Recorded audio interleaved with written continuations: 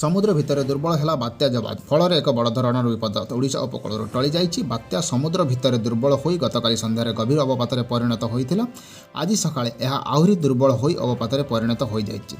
घंटा प्रति 9 किलोमीटर बेगर समुद्र भितर उपकूल आड़क मुहाई गभीर अवपात। 45 ରୁ 55 किलोमीटर बेगर पवन बहुथिबा सूचना देइछि पाणीपाग विभाग। आज मध्याह्न पुरी निकटवर्ती होब किंतु स्थलभाग छुईबा संभावना बहुत कम बोली पूर्वानुमान करिछि पाणीपाग विभाग। पुरी उपकूल और जगतसिंहपुर उपकूल दे पश्चिमबंग आड़क मुहाइब। यह प्रभाव में पवनर बेग जदिओ कम रहिबो किंतु वर्षार परिमाण प्रबल रहिबो। उपकूल ओडिशा रे प्रबल वर्षा हेबार संभावना रही।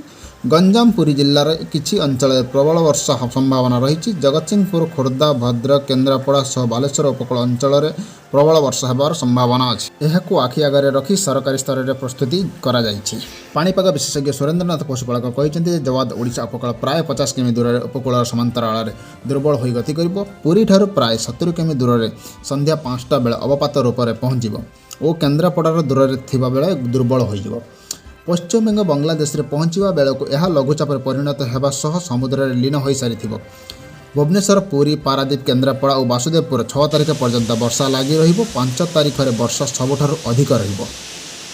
दक्षिण ओडिशा रे 5 तारिख पर्यंत कोहला पाग लगी रहिबो और भुवनेश्वर समेत उत्तर उपकूल और संलग्न जिले में 6 तारिख पर्यंत कोहला पाग लगी रहिबो।